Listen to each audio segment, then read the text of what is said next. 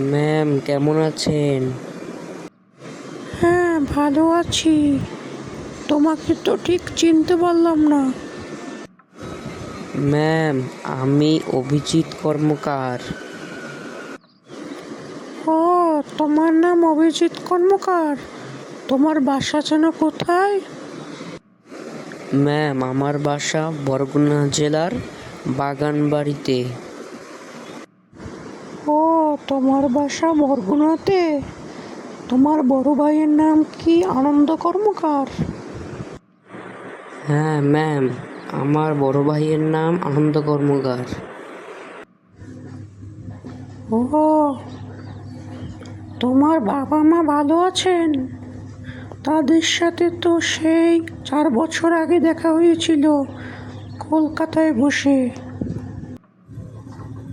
Ma'am আমার একটি চাকরির জন্য খুব দরকার। ও আচ্ছা, ঠিক আছে।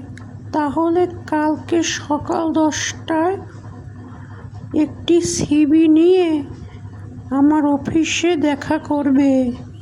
ঠিক আছে, ভালো থেকো। ওকে ম্যাম, আপনাকে অসংখ্য ধন্যবাদ।